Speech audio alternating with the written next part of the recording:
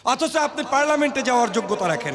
অথচ পীর সাহেব চরমোনাই চাইলে বাংলাদেশের প্রধানমন্ত্রী হইতে পারে, জামাতের আমির চাইলে প্রেসিডেন্ট হইতে পারে, প্রধানমন্ত্রী হইতে পারে, মামুনুল সাহেব চাইলে সংসদের স্পিকার হইতে পারে। কিন্তু এই যে তাদেরকে যাচ্ছেন না, দিচ্ছেন না, চাচ্ছেন না, সে কারণে আপনারা এই জাতীয় জায়গাগুলো থেকে বাদ হয়ে আমরা যাচ্ছি কওমি সনদের দিকে, আমরা যাচ্ছি একটু স্বীকৃতির দিকে, আমরা যাচ্ছি সামান্য কিছু পাওয়া এবং দেনা পাওনার দিকে।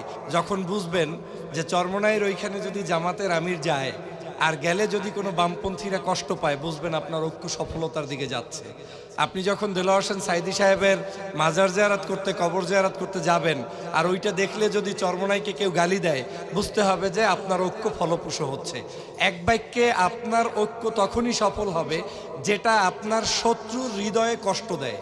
আমাদের বাংলাদেশে আলেম ওলামাদের মধ্যে আমাদের এই শত্রু চেনা স্বভাবটা, উদারতার কারণে অনেক সময় আমরা ভুল করে বসি এবং একটু ভালোবাসা পেলে, একটু আদর যত্ন পেলেই আমরা আবার ওই ঝুঁকবো যে কোপ দেওয়া, যেটা একটু আগে বললেন, সেটা আমরা ভুলে যাই।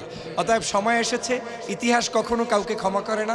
আমাদের দেশের স্বার্থে, জাতির স্বার্থে, বাংলাদেশের স্বার্থে, মুসলিম উম্মার স্বার্থে, বিশেষ করে স্বাধীনতার স্বার্থে, সম্ভবত আমাদের আতাউর ভাই বলেছিলেন এই দেশ স্বাধীনতা রক্ষা করতে হলে আলেমরাই সবচেয়ে বেশি এগিয়ে।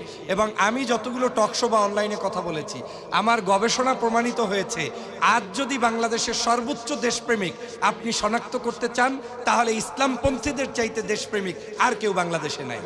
আর যদি দেশকে বিক্রি করার কোনো লোক পান, যারা একটু চাঁদাবাজিতে, একটু সন্ত্রাসীতে, একটু দুই নাম্বারিতে, একটু রয়ের এজেন্ট, ভিন্ন দেশের এজেন্টগিরি করবে, টাকার কাছে বিক্রি হবে, একমাত্র ইসলামপন্থী দল ছাড়া বাকি সবাইকে আপনি সন্দেহের তালিকায় রাখতে পারেন।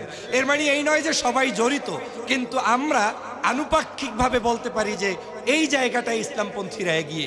অতএব দেশ রক্ষার স্বার্থে আমাদের এক হতে হবে, জাতির স্বার্থে এক হতে হবে, আপনাদের স্বার্থেও এক হতে হবে। আমি শেষ করছি 1 মিনিটে।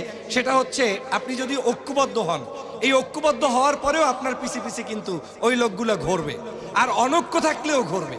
এখন অনৈক্য থাকলে ঘুরবে কিভাবে? জেলাপি দিয়ে ঘুরবে, একটু খাওয়াইলেই আপনাকে পাইবে, একটু ইমামতি দিলেই আপনাকে পাইবে।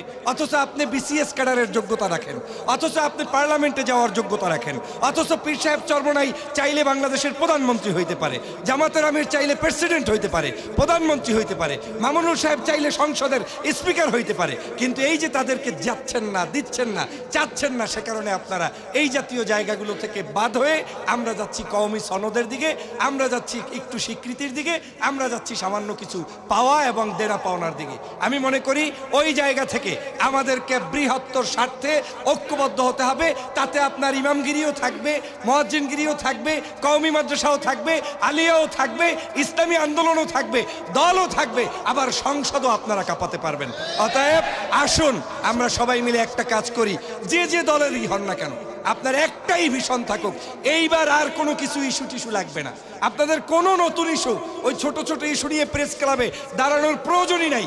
আগামী 6 মাস শুধু একটা ইস্যুতে কাজ করেন, যে আমরা সবাই এক, তাতে আমি কিছু পাই কিংবা না পাই, পাওয়ার স্বার্থবাদ দিয়ে যখন আমরা লড়াই করব, হয়তো হতে পারে 5ই আগস্টের মতো আরেকটি বিজয় আল্লাহ আমাদেরকে দিতে পারেন।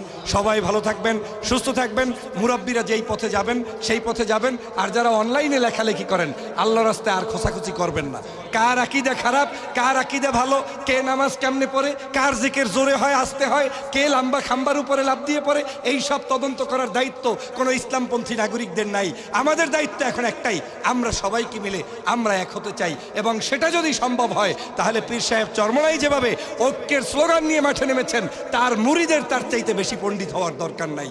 জামাতের আমির যেভাবে নেমেছেন, অতএব জামাতের একজন রোকনের ওই আমিরের চাইতে পণ্ডিত হওয়ার দরকার নাই। মামুনুল সাহেব যেভাবে নেমেছেন, তার কর্মীর তার চেয়ে পণ্ডিত হওয়ার দরকার নাই। যদি সেই জায়গায় আমরা স্যাক্রিফাইস করতে পারি, বাংলাদেশকেও নেতৃত্ব দিতে পারবো এবং এই বাংলাদেশে আপনারাই নেতৃত্ব দেবেন। সবাইকে ধন্যবাদ।